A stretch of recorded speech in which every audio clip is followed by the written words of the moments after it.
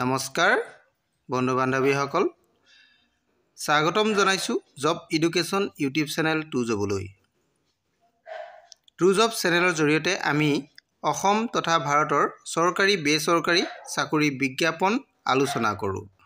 আজিও ঠিক তেনেধৰণে এটা বিশেষ বিজ্ঞাপনৰ বিষয়ে আলোচনা কৰিম। গতিকে বন্ধু বান্ধৱীসকল ভিডিঅ'টো শেষলৈকে চাব। আমি এই ভিডিঅ'ৰ জৰিয়তে কোন বিভাগত নিযুক্তি হ'ব, কিমানটা খালী পদ আছে, বয়স কিমান হ'ব লাগিব আৰু শিক্ষাগত অৰ্হতা কিমান লাগিব, আবেদনৰ অন্তিম তাৰিখ, দৰমহা কিমান হ'ব, এই সকলোবোৰ জানিবলৈ আপোনালোকে ভিডিঅ'টো শেষলৈকে চাব। যদি আপোনালোক মোৰ চেনেলত প্ৰথমবাৰলৈ আহিছে তেনেহ'লে চেনেলটো ছাবস্ক্ৰাইব কৰি দিব। বন্ধু বান্ধৱীসকল আহক আমি এতিয়া ভিডিঅ'টো আৰম্ভ কৰোঁ।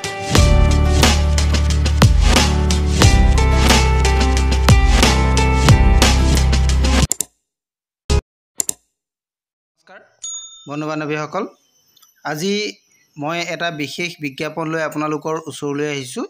বিজ্ঞাপনটো আপোনালোকক দেখাইছোঁ। বিজ্ঞাপনটো আপোনালোকে চাওক। এই বিজ্ঞাপনটো প্ৰকাশ পাইছে শিৱসাগৰৰ পৰা। শিৱসাগৰ ডিষ্ট্ৰিক্টৰ কাৰণে ইয়াত জবটো আছে। এই যিটো জব, এই জবটো হৈছে office of the district legal services অথৰিটিৰ ফালৰ পৰা বিজ্ঞাপনটো আহিছে। এইটো আপোনালোকে দেখা পাইছে। বিজ্ঞাপনটো প্ৰকাশ পাইছে 18 মে' তাৰিখে। আৰু ইয়াত কেনেধৰণে আমি এপ্লাই কৰিব লাগিব, কি পোষ্ট আছে, আপোনালোকে সবিশেষ জানিবৰ কাৰণে ভিডিঅ'টো শেষলৈকে চাই থাকিব।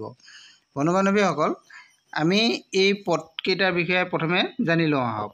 ইয়াতে প্ৰথম যিটো পদ আছে সেই প্ৰথম পদটো হৈছে অফিচ এছিষ্টেণ্ট আৰু ছেকেণ্ড পদটো হৈছে পিয়ন।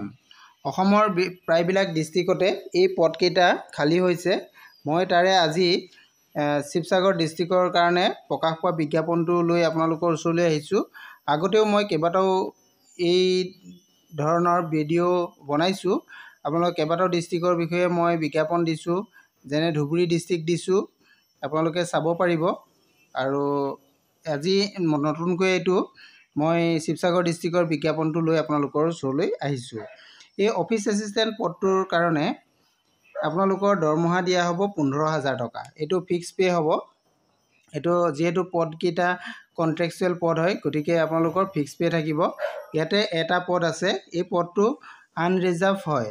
পদটো কোনো ধৰণৰ ৰিজাৰ্ভেশ্যন ইয়াতে নাই, আনৰিজাৰ্ভ হয়।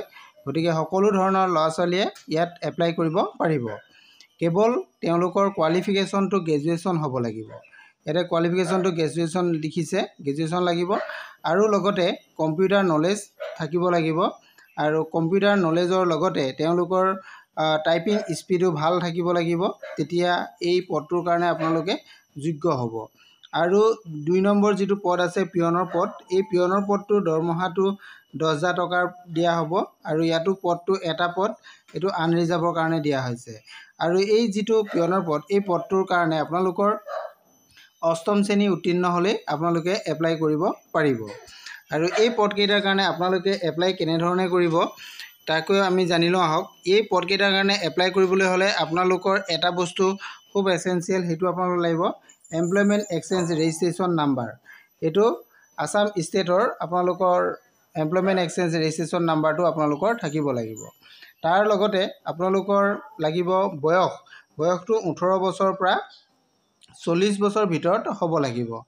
আৰু আপোনালোকৰ যিহেতু পদটো কণ্ট্ৰেকচুৱেল হয়, পদটো আপোনালোকৰ কাৰণে 1 বছৰৰ কাৰণে দিয়া হৈছে। হয়তো পিছলৈ আপোনালোকৰ এক্সটেণ্ডেড কৰা হ'ব পাৰে। সেইটো আপোনালোকে জবটো পোৱাৰ পিছতহে এইখিনি কথা জানিব পাৰিব। আৰু এই পদটোৰ কাৰণে ডাইৰেক্ট আপোনালোকৰ ইণ্টাৰভিউ হ'ব। ইয়াত ইণ্টাৰভিউৰ কাৰণে আপোনালোকে কেনেধৰণে এপ্লাই কৰিব লাগিব মই এইকেইটা আপোনালোকক জনাই দিম। আপোনালোকে ভিডিঅ'টো চাই থাকক। ইয়াতে কম্পিউটাৰ স্কিল টেষ্টটো হ'ব অফিচ এছিষ্টেণ্ট পদৰ কাৰণে। আৰু ইয়াতে কি আছে গোটেইখিনি আপোনালোকে বিজ্ঞাপনটো চাই ল'ব পাৰিব। পিয়নৰ পদৰ কাৰণেও ঠিক একেধৰণেই আপোনালোকৰ 18 বছৰৰ পৰা 40 বছৰ বয়সত হ'ব লাগিব, তেতিয়া আপোনালোকে এপ্লাই কৰিব পাৰিব। আৰু আপোনালোকে এখন ষ্টেণ্ডাৰ্ড ফৰ্মত ফিল আপ কৰিব লাগিব। আৰু সেই ষ্টেণ্ডাৰ্ড ফৰ্মখনৰ লগত আপোনালোকৰ এজ চাৰ্টিফিকেট আৰু